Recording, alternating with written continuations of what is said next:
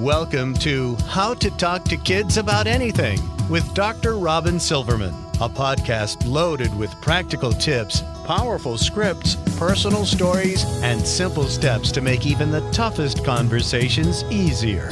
So get ready to get the information you need to make the impact you want from someone you trust, your friend, parenting expert, Dr. Robyn Silverman. Hello and welcome to How to Talk to Kids About Anything, where we give you the tips, scripts, stories, and steps to make even the toughest conversations easier. I'm so thrilled to be your host, Dr. Robyn Silverman, child and teen development specialist, author and speaker, and most importantly, parent of two great kids who give me the opportunity to love, learn, and grow every single day, whether I want to or not. Believe me, I get it. It's not always easy, but we're in this together, and thankfully we have a lot of wonderful people we can call on to get the help and insight we need. Now, our kids are naturally curious, and yet, in so many circumstances in their lives, they're told to learn what is put in front of them, memorize other people's ideas, theories, solutions, regurgitate what they've heard, sit down, take in, spill out, and repeat. This is no way to foster innovation or the development of new and better ideas, theories, and solutions. So what do? How do we cultivate innovative learners who can think critically, build on what they've learned, and perhaps come up with something completely different that nobody's ever seen or heard? Our next guest has a lot to say on this topic. George Couros is a leading educator in the area of innovative leadership, teaching, and learning. He has worked with all levels of school, from teacher to administrator, and is the author of the book, The Innovator's Mindset: Empower Learning, Unleash Talent, and Lead a Culture of Creativity. He is a sought-after speaker on the topic of innovative student learning and engagement, and has worked with schools and organizations around the globe. George is also the creator of ConnectedPrinciples.com, an initiative that brings educators and leaders together from around the world to create powerful learning opportunities for students. Although George is a leader in the area of innovation, his focus is always on what is best for learners. His belief is that meaningful change happens when you first connect to people's hearts. You can connect with George on his blog, The Principle of Change, at georgecouros.ca or through Twitter at @gcouros, and he will get back to you. Thank you so much, George, for joining us on How to Talk to Kids About Anything. Thanks, Robyn. Really appreciate all that you do for education and for parenting. So I'm really excited to join you today. Thank you so much.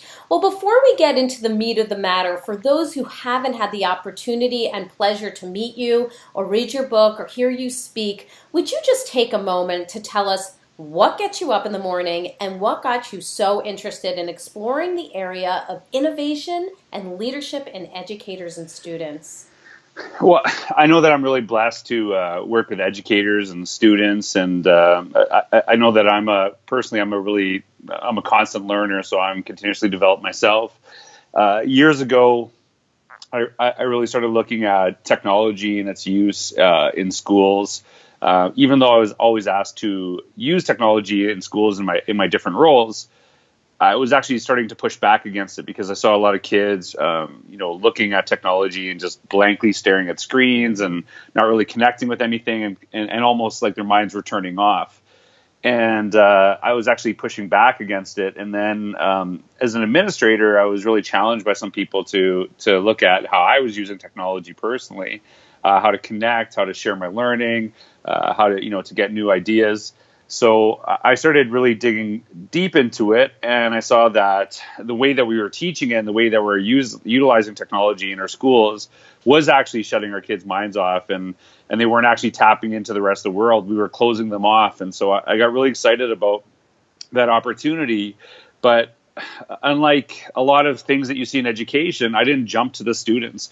The first thing I did was I figured out things myself, like how I started digital portfolio, how I connect on social media with other people around the world and learn from them and start developing new ideas and sharing my own. And so I got really excited because opportunities started opening up for me accidentally. I started speaking around the world, which was never actually my intention. Just because people could see my work all of a sudden, they never knew anything that I did, because how would you? And then now my passion is, how do I encourage that while we keep our kids safe, that we give them every opportunity in the world. So that's really kind of kind of my journey to where I'm at now and where my thinking is that as a parent, as an educator, to effectively guide our kids in this world that we all live in. And sometimes we'll say things that are ridiculous, like the world our kids live in, which is not true because we all live in the same world. How do we ensure that our kids have every opportunity in the world, not just the same opportunities that we had when we were kids, because there's so many more. So that's kind of been my passion, and looking at innovation and what that actually means. You hear the word innovation everywhere now, but people don't really understand what it means. And so I took a role in my, and when I say took a role, I shouldn't actually say that. I actually invented a role and pitched it to my superintendent about this notion of leading innovative teaching and learning, not really even knowing what it meant. And so I had the flexibility to really dig deep and what does innovation mean? How is it beneficial to our kids? How is it beneficial to our teachers and our communities? And so I had the flexibility to really do research and development in my role, which is not a normal thing for educators, that we focus on R&D in educational organizations. That's more of a business thing. But we're really trying to get, like, how are we supposed to move our schools forward if we're not looking at what other people around the world are doing and really, developing our own organizations as they move forward. So I had some really weird paths to get where I'm at, but really passionate about making sure we open doors for our kids. And I'm a big believer that schools serve kids first, and everything else is secondary to that. So that's kind of where my mindset starts. Very interesting path. And I love that you're talking about innovation. I'm so curious in learning more about it. The term innovation, as you just mentioned, has really been thrown around a lot in education and in business. I mean, we talk about that all the time. But what does it really mean in your world of education? And if you could go further, because we talk to so many parents and teachers, why is it important to kids as they're developing as students and leaders? Why is this concept of innovation so important to helping these kids to thrive? Well, ultimately what we focus on is that when you hear the term innovation, people usually mean how they use technology, and that's actually incorrect. There's some practices that we've done in schools with the use of technology that are actually not very innovative, like doing digital worksheets instead of paper worksheets. It's the exact same practice that we were doing before, but now it's in a digital format. And I'm sure you've heard of Scantrons, where we get kids to do multiple choice. And instead of really understanding what they know, we let a machine do it for us. Right. And it really doesn't effectively tell us that. So when I looked at innovation, what we focused on is innovation is really doing new and better things. That's it. And we try to make it really simple so that anyone can attain it. So when we talk about new and better things, it can be either remix things. So we'll take an idea, we'll remix it to make it better, especially for our own communities, or we create something totally brand new. And the example I always use is the iPhone. And a lot of times when I do workshops, I'll tell participants that we really thank you for being here. And so since you're all here, we actually decided to get you an iPhone. And people are super excited about it. And so I was like, how many of you are excited about that? Would you want this? And there's 100% hands, right? Of course. And I said, well, I didn't say which version though. And so iPhone, right, prehistoric version. we're going to give you the original iPhone. And it's funny because when the original iPhone came out, it was the most mind-boggling thing. And we were so excited about it. And if you remember, it actually had no camera on either side. You could get on the internet, you can make phone calls, you can text. There's no app store. And it's kind of crazy how I talk about it, like, oh my God, like how ridiculous that is. And it's only 10 years old. And now people complain that the 7 is not so much better than the 6. And both are actually innovations, but one is totally new and one is a remix. It's an iteration of it. And so looking at that, and one of my favorite quotes, and I apologize because I don't know what to attribute this to, but I just read it and it's always stuck with me. They said, we expect innovation in every organization except for the ones we work in. So we expect the iPhone to be so much further developed from its original iteration 10 years ago. Yet we're very comfortable in education doing practices we did 50 years ago. Right, that's our comfort zone. Right, and so it's kind of getting people to understand that that's not how the rest of the world works, and how do we tap into this? And so we want to develop our teachers, our administrators, to think of themselves as innovators. Now, it doesn't mean that everything we do is new and awesome. We look at what works with kids. Now, if there's something that we did 30 years ago that still works for our students, we would continue to do it. We encourage our teachers to do it.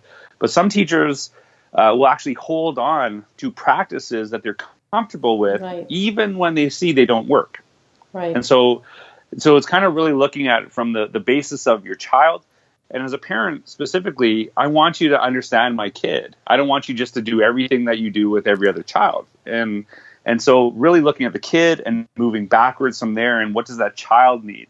And ultimately, when we develop our teachers and our administrators as leaders, we want our kids to become that way, because we're asking our students to become innovators, have all these new and crazy ideas, while they're spending years and years of their time with people that might be doing the same thing that they've been doing 20 years ago. This is fascinating to me. I mean, and we've all seen, that experience. We've all experienced that either as a student ourselves or as a parent, looking at a teacher and thinking, oh, I wish that they might embrace something new. They seem really stiff and set in their ways. But what's an example or two of how people that have shown innovation with kids, and how have you seen it help them to grow and develop?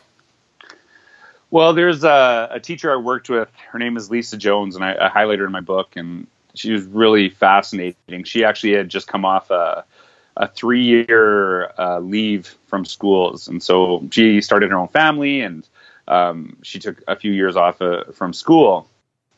And she was fairly young. She was fairly young in her career. And I point that out for a reason, because we have this notion that all the young people have all these crazy new ideas, and they're going to be the ones that are leading this charge. And it's not accurate. In fact, a lot of younger educators that we see are extremely traditional. And Bruce Dixon, an educator in Australia, he said something to me that's always resonated. He said that in no other profession in the world do you watch someone for 16 years before you go do it yourself. Mm-hmm. And so a lot of these newer teachers are coming in and they're doing the exact same practice they grew up in, not necessarily what they've heard and talked about. Mm-hmm. So she told me she was really struggling with her students. And I said, well, tell me what's going on right now. I said, well, right now I'm teaching grade 10 students, and we're talking about mitosis, and I'm using an overhead projector and a transparency. And before I could say anything, it's like fourth grade or or eighth grade over and over again. Right. And so before I could say anything to her, she knows I'm going to challenge her on it. And she goes, George, I understand that it's not really conducive to my kids, but I don't know what else to do. So I said, well, why don't you go into Twitter and see what other science teachers are doing? Perfect. And so she's like, why would I go on Twitter? And then I showed her a video called Twitter in 60 Seconds. So what this video does is explains the concept of Twitter for educators, but it does it in a shortened time frame that you have to, and it uses 60 seconds.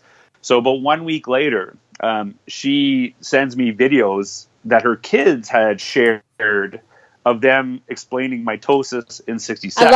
I love it. I knew you were going to say it. I love it. she took the Twitter idea that I showed her, and then she iterated it, and she flipped her classroom. Instead of being very teacher-centered, it went student-centered. Yes. And what's fascinating about this is one of the big concepts I talk about in the book is the notion of quit telling people to think outside of the box. You all work in a box. So as a teacher, you have a curriculum, you have testing, you have budget constraints, and those aren't going away, not in any time in the near future, not with politicians and what they focus on. And so I can't come in and say, don't worry about that. I say, yeah, you have to worry about that. But how do you create something amazing within that? So she's still teaching the curriculum. And what's really interesting is that Lisa works in the high poverty area. And she told me this part after the book. She said this is the first year she's ever taught that all of her students are passed. And the big change wasn't her kids or, the clientele. It was her thinking and what she did. Because these kids still had to do tests on mitosis. They still had to explain it. But when they had to teach it to the entire world instead of just regurgitate it to the teacher, it totally changes your understanding of it. And I bet if you ask those students, years after the fact about mitosis, they could still explain it to you. But they created something with it. Yeah. And I think that's what we're seeing is that, especially with teachers, we don't want them to revamp their entire philosophy overnight, but just start with one thing and see what happens. Because when that one thing changes, then another thing changes, and then another thing. And Lisa told me, because of that one thing, her whole philosophy on teaching has now changed, and the way her classroom looks now compared to, before we had that conversation is totally different. And it's really focused on what the students need, not what's most comfortable for Lisa. It's a beautiful idea, and it really helps to embrace where the kids are right now, the innovation that they see on a daily basis, because this is what they're exposed to, helps to meet them where they are. I know in your book you talk about this innovation inside the box, and I really like that concept. You also talk about the innovator's mindset, which of course is the title of your book, The Innovator's Mindset. Specifically this idea that we have belief in that abilities and intelligence and talents are developed so that they can lead to the creation of new and better ideas. And you spell out 8 characteristics of this innovator's mindset. So I was wondering if you could first talk a little bit about maybe some of these characteristics. What does that even mean? Like what are some of the characteristics of that innovator's mindset? And then if you can help us understand how it applies, like what would it look like in a child, in a student, or even in an educator or coach, how they would use that innovator's mindset. Yeah, so the characteristics are kind of really crucial. Is like, how do you actually become an innovator? How do you start thinking differently? And so the first one, which I think is actually the most important one, is empathetic. So understanding who you serve and moving to the business side, first of all. When Apple makes iPhones, and I'll be honest with you, I'm a big Apple fan. Yeah, me too. Because they're super easy to use. Yes. But so when they create this, if you notice, and people don't really think about this, like when you buy a new iPhone, there is no instruction manual.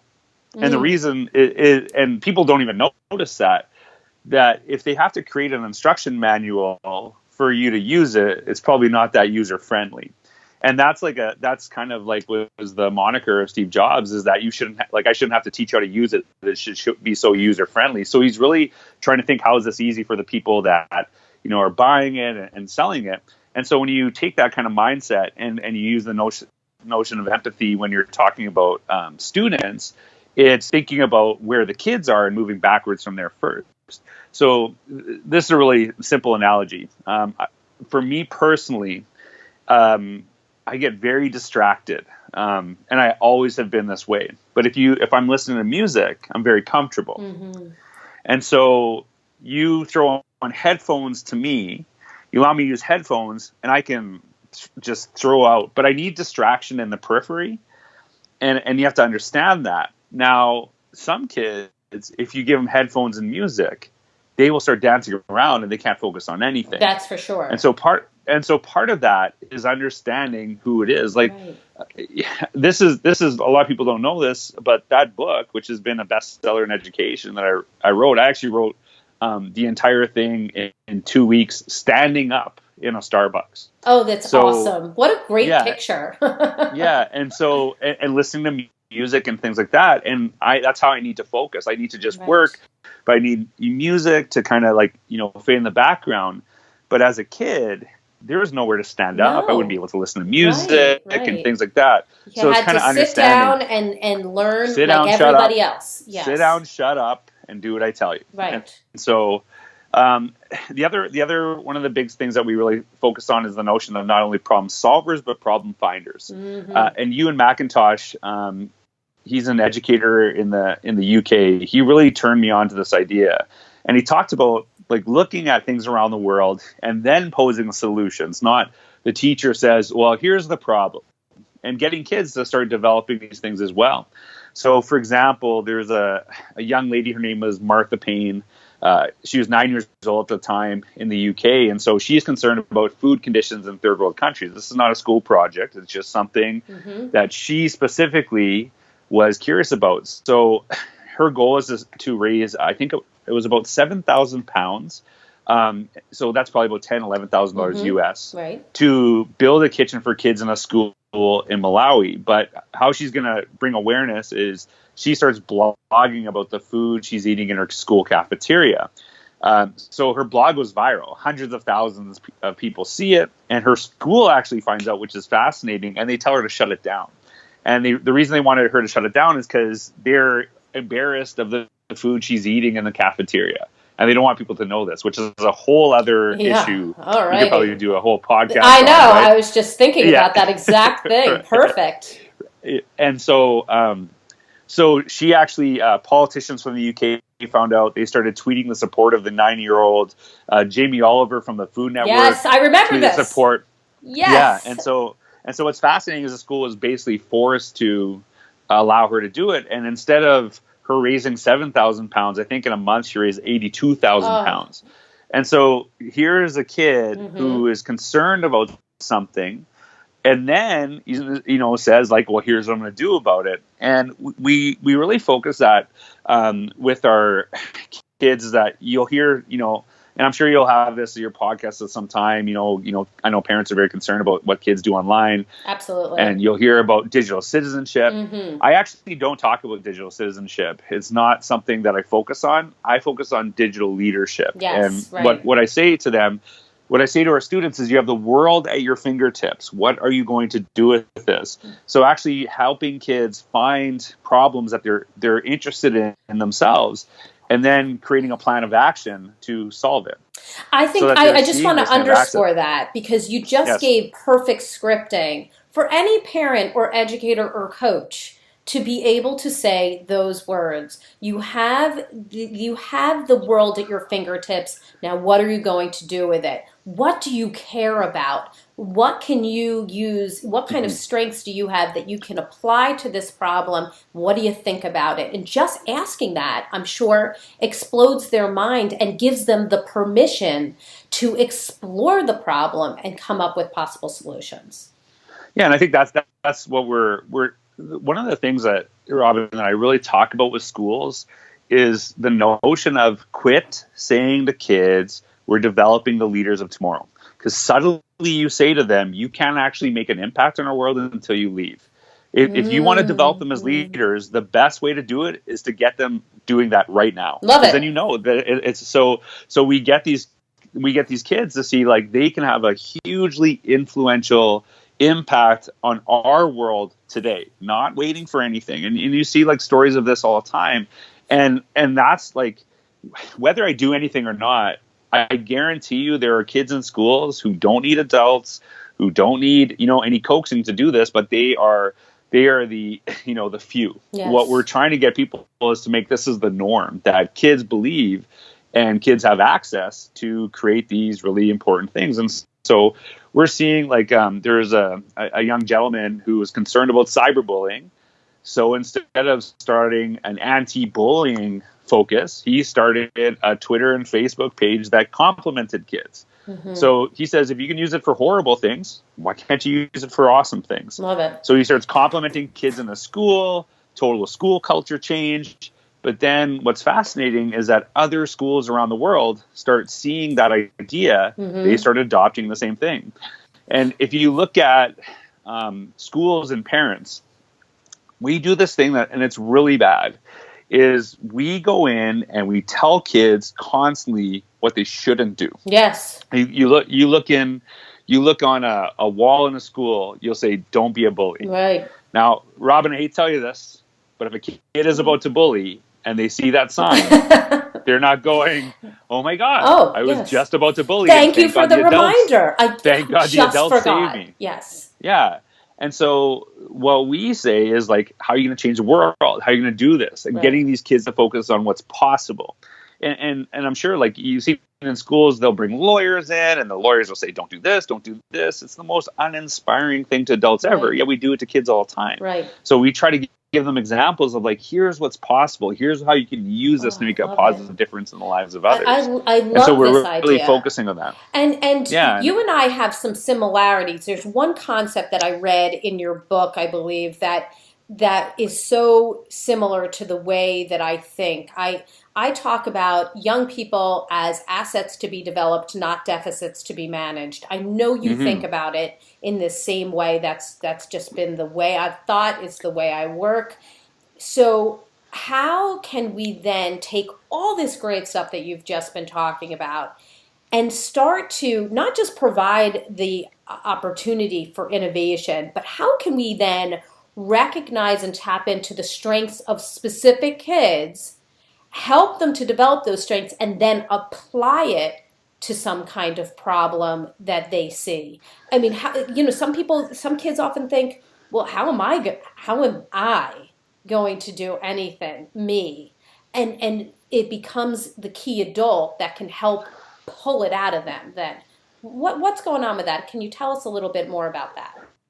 Well, I think what's really important is that we understand what the kid is passionate about, not push our passions onto the kid. Right. So I think this is really important, is that, if I say to a kid, okay, we're going to change the world we're all going to do this, well, they might not be passionate about it. Right. And the thing is that we talk about our kids being resilient, but if you get a kid passionate about something, their resiliency will not be an issue.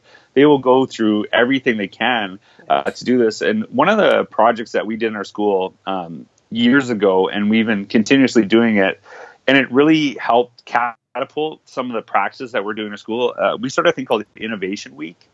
And it was actually adopted from a teacher in Chicago named Josh Thumpenhorse. And what Josh did, he did a thing as a teacher in his classroom called Innovation Day. So the kids would actually propose projects of things that they were really interested in, and they would have the day to work on it. And we loved it. But we actually said, it's not enough time. Let's give them a week. Let's see what happens if we give them a full week to do this. So we started this. A friend of mine, his name is Jesse McLean. He started it, and it was like kind of an optional thing. So who would be interested? Because they didn't know how it would fly. And so it was in a school, I think about 500 kids, and they were expecting 40 applications to do this project. They had 400. They ended up with 480. Wow, that's a difference. So yeah. And so the thing is like, if you think about this, hey, we're going to give you a week to work on something you're passionate about. Of course, kids are going to be interested in that, right? And so they would still have to propose projects. It would be kind of like an academic advisor. The teachers became academic advisors. So the whole school shut down for the week to work on these things. So we saw kids in a public school, building hovercrafts out of things they could find. This is like a middle school. So they're building hovercrafts out of things that they can find around the school.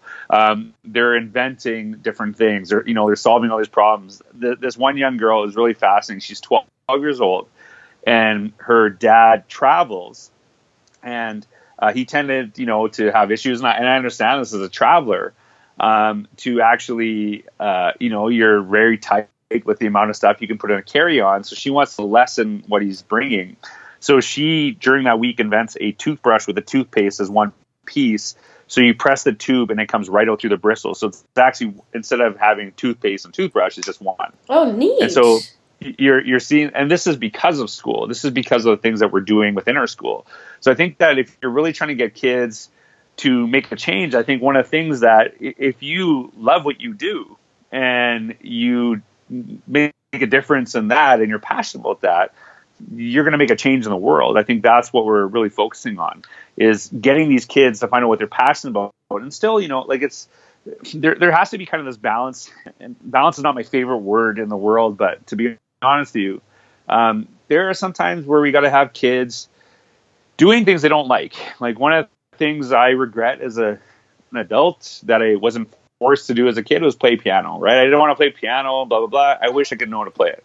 So sometimes kids are going to do things that they don't like, but it's much easier when kids know you value them, that we focus on their strengths, that for them to do the other things. But if it's all about, we know you don't like it, but it's going to do you better long term, and everything is about that, that's why kids are checking out of school so early. That's why they're sick of it, is because Nobody really cares what they want, what they want to aspire to be. And I think that's why you have a lot of kids walking to school and they have no idea what they want to do, because it's always been about what the adults have wanted, not what's helping these kids follow and even develop their dreams. That school has never been that place, and that's why we're trying to change it, is to really tap into, not here's something that we want you to solve, but what is something that's important to you, and let's start from there. Right, because, and again, there's the scripting again. And what is the problem that you're passionate about? What do you want to solve? Now, let me give you a possible scenario, because, we hear these kinds of things from parents and educators. Let's say there's a kid at the school. Perhaps he or she has maybe a learning difference. Maybe it's ADHD, maybe it's dyslexia, something else. Right. They're down on themselves. They don't particularly love school because they feel sort of boxed in, compared, or measured. They don't excel in the sort of traditional paradigm.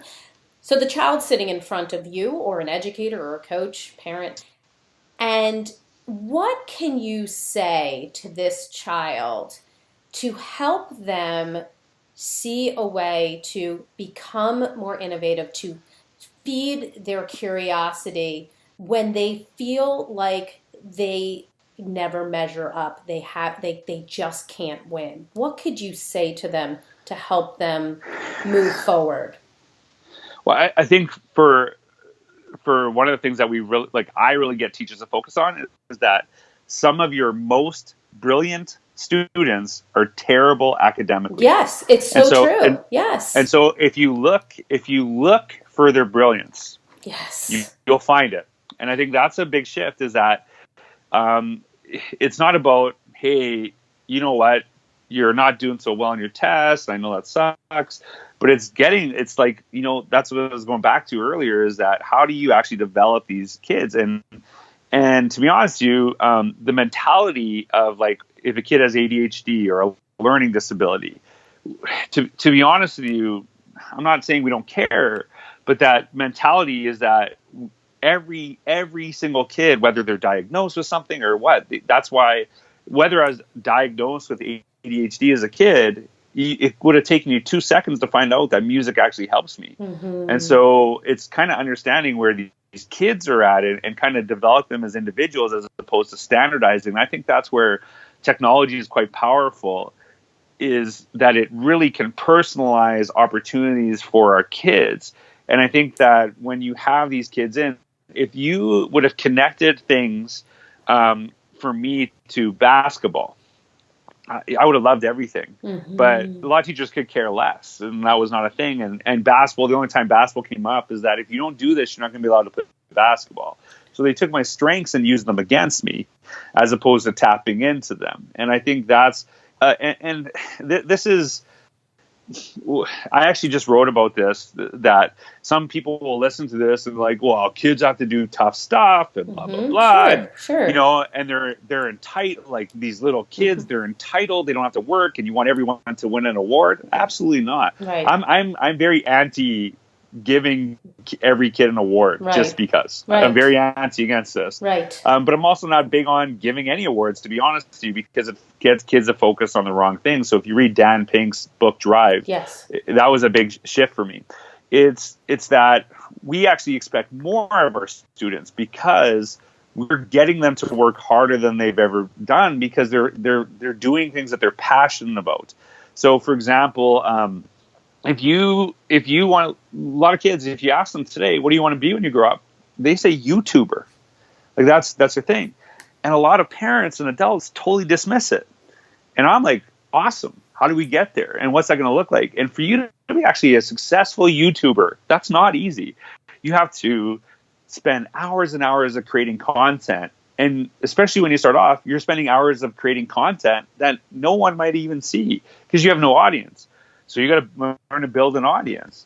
And through that process, there is actually no guarantee of how much money you're getting. You're basing it on YouTube ad revenue and how much they're going to put to your site. But if you show that path, there are kids who are doing it and they're making this. And here's a really simple thing is that, let's say I want to be a chef. Okay, well, that's a really admirable thing. So what could schools do this and still get evidence of learning? So instead of a kid in a culinary arts class who's cooking so the teacher can taste it and will grade it, have the kid do a tutorial on how to cook it and post it on YouTube.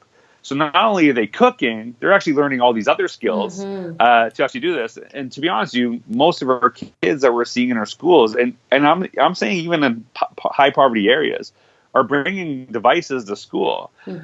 Having access to a phone is almost like having food, clothing for some of these. Like if you remember the Occupy Wall Street protesters, you had people that literally had no homes tweeting from an iPhone.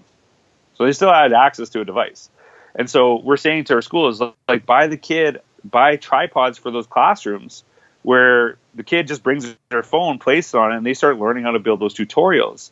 And so that's actually quite hard work, but it's easier when it's something I care about. Right. And I think that's what we're really trying to focus on, is that we focus on strengths first, not necessarily on their weaknesses. And I think it's Tom Rath wrote about strengths finders. Yes. And he talked about disengagement. He talked about disengagement in companies, and the companies that focused, I think it was, and I'm bringing the stats off the top of my head, but the companies that focused on weaknesses, their engagement from their employees was quite low, but the ones that focused on strengths, it was like only 1% disengagement. Right. And they were much more engaged when they what adults absolutely, and what adults would say, oh, these kids, they're such babies, but would want to go to work where people just constantly focus on what they're weak at all day. Right. Nobody wants to go to that. Nobody wants to go. Kids. That's right. No, and but our expectations, to be honest with you, my expectations for our kids are way higher. They're way higher than they've ever been. Right. But it's not just on how they do academically. And yet they're always graded. I mean, they really are. They're always graded in some way. They're compared. They're graded. They're ranked. This is something that's very typical in a kid's world, and they're used to it. But at the same time, what is the effect it's having on them? It's not positive. You were constantly graded and ranked for everything that you did at work or at home. You probably wouldn't be too motivated to be innovative and to do anything. And that's a parents. It's interesting that you bring this up, because we know that's not a good process. But the people that usually fight for it the most are parents. They want their kids sorted because we want to know they're so conditioned to what the we system. can do. Right? We want to know how can we help? Where do they fall? Where are their weaknesses, so that we can perk them up, instead of focusing also on the strengths and say, where are they strong, so that we can build them up that much more. And there's so much opportunity. But even as we're seeing this, and this is where we got pushback. So we went from grades to competency reporting, where we would talk about where the kid was strong, the areas they had to work in. And a lot of parents were like, what's the grade though? Right. So even when we say, a lot of parents say this, but they do want them sorted. And one of the arguments we got was really fascinating, was the kid is driven by the mark. I'm like, but we've taught them that. We've taught them to be driven. When they show up in kindergarten and they create something in the sandbox, they don't say, what % did I get? Yes, you teach them that. You give me an A or a B on this one. Yeah, and this is a shift. Is that there's a really powerful story. There's a young lady. Her name is Beverly Pham, and I actually was writing an article about things that you need to think differently when kids come out of high school, what they should have. And this goes beyond a degree. And the three things were a social network, a professional social network. So if a kid wants to be a photographer, they should be on Instagram. They have to learn how to share to an audience, connect. The second one was a digital portfolio. So the digital portfolio would actually help kids that they could be found online, which is a total shift in thinking. Right. Because we've always said, oh, don't be found, right. Internet strangers, da-da-da. But the thing is, this is a shift in thinking. I work with teacher candidates, and I always ask them the question, what do your professors tell you about what you do on social media? And they say, don't do anything bad because principals will look up when they're hiring. And I'm like, well, why don't they say, do awesome stuff? Right. Because the principals are looking you up. Yes. So if I find it, and so there's a shift. So that's where we shift. What an interesting idea. And the third one was an about.me page. Now, about.me, and it could be something similar. About.me is like a website, and it's like an internet cover letter. So I can say who I am, what I'm interested in, but I also list all my social networks. Now, I want you to think about where you're at, your seniors in high schools right now. Could they, to an employer today, if you said, I want you all to create this, say, here are all my social networks, go ahead and look at them. And they wouldn't be worried about losing a job. Most of them would be in so much trouble. But we know employers are looking at this anyway. So when I was researching this article, I went to about.me, and they actually featured some of the best. They always feature some of the best. And there's a young girl, she's probably 17 or 18, featured on this page that gets millions of views a day. So I pulled her off, and I started looking, and she talked about wanting to go to USC, So I actually wrote about her just a little bit. Well, her English teacher in California, and I'm in Canada, he saw that I posted this, and he said, I got a story about her. And I said, well, because he just found it serendipitously because I shared it.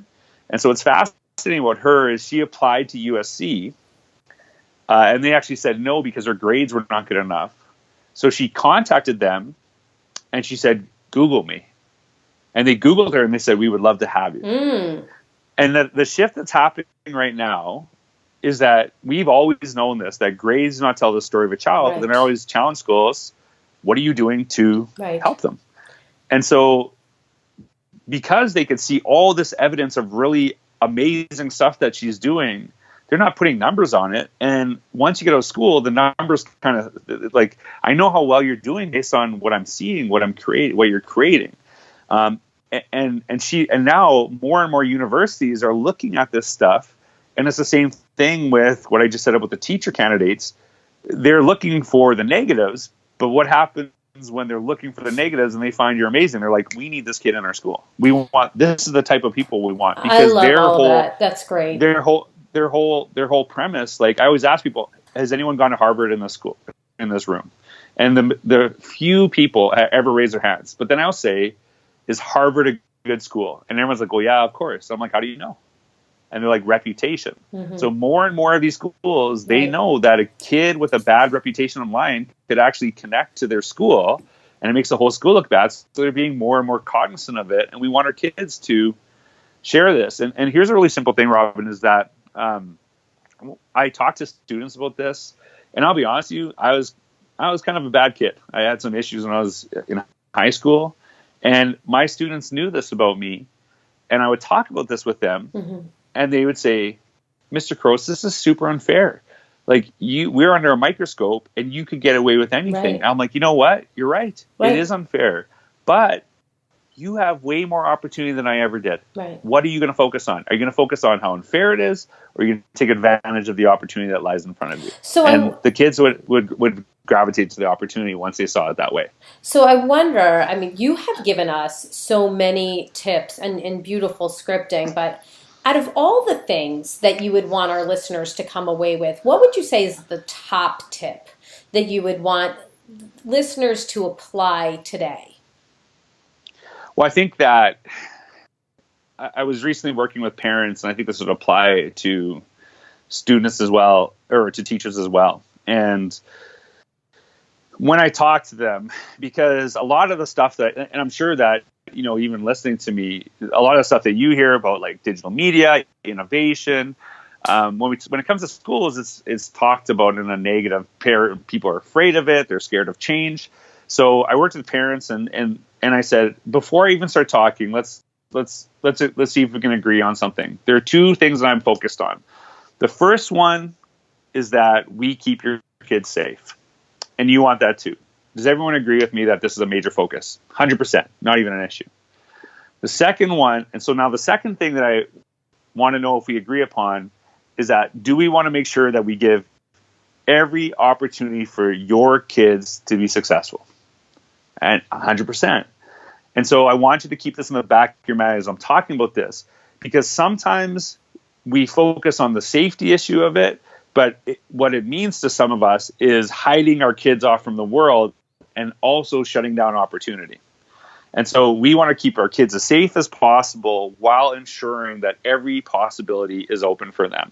And I'll be honest with you, I'm a direct benefactor of this, that, as I said earlier, I started tweeting about things I'm doing in my school, and now I get to speak around the world. Right. And it was an accident. And now I'm trying to be purposeful. And like, this is even, some of your listeners might freak out about this a little bit, but my daughter has been on Instagram since about an hour after she was born.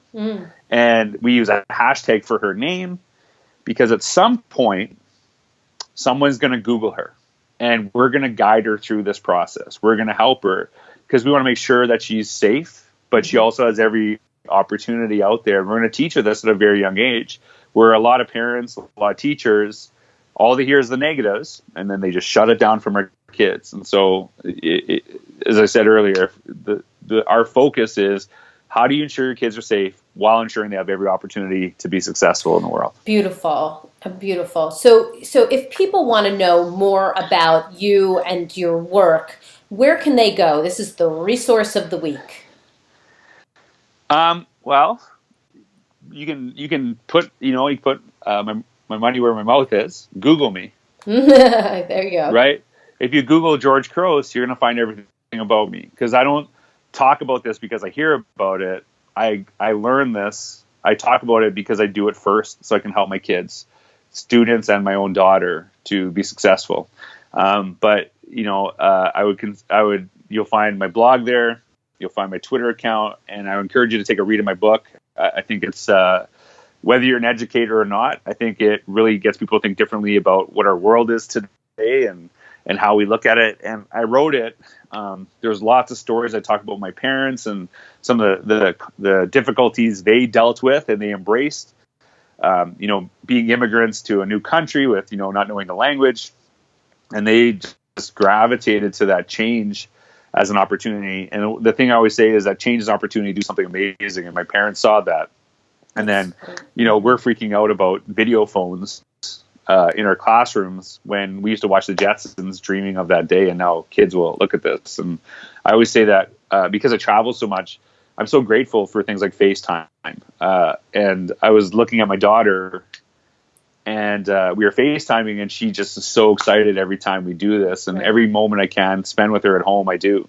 But I was looking at her and saying, just thinking, like, we dreamed of this day and how powerful this is, and she'll never know anything different. Right. And how are we going to use that to our advantage? How are we going to use this? And so encourage you to read my book if you can. It talks about a lot of these things. But if your viewers or listeners have any questions, tweet me. They can tweet me and they can ask me about it straight out. And I think those conversations, even when people challenge me, it makes me better. And I think that's what's really powerful, is that this, even though we talked over an hour, this is a conversation that can continuously go on, and that's a beautiful thing about our world today. Exactly.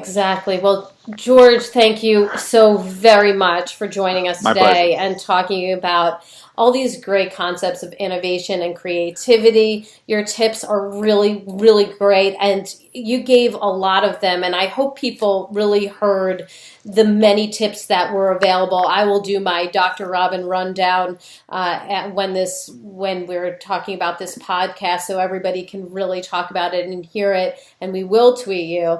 But we did talk about providing an innovation week, meaning that we get some opportunities to give those kids a space to be innovative. You talked about helping kids to be problem finders, not just problem solvers. And you talked about making sure you ask those kids, what are you passionate about? And then trying to help them connect their strengths to those passions and giving them the go-ahead by saying, you're the leaders of today, not of tomorrow, not of next week, but right now, so that those kids feel like they can go with it and become everything that they dream of being right now. And I think that is really amazing. So thank you so very much.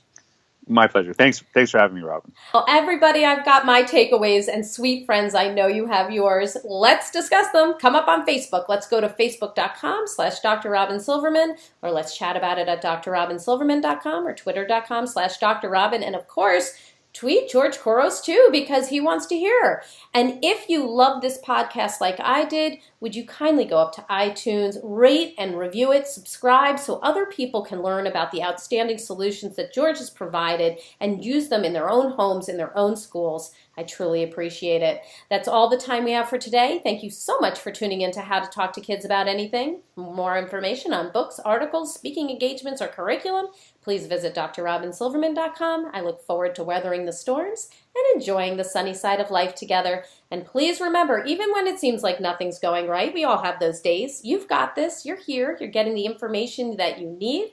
And on the days that you fall short, remember, parenting is the ultimate do-over. I get it. And as there are moments when we doubt our know-how, our choices, and our sweet sanity, please know that you're 10 times the parent you think you are. You really are. Until next time, this is Dr. Robyn Silverman with How to Talk to Kids About Anything. Please tune in again and keep connecting through conversation. See you next week.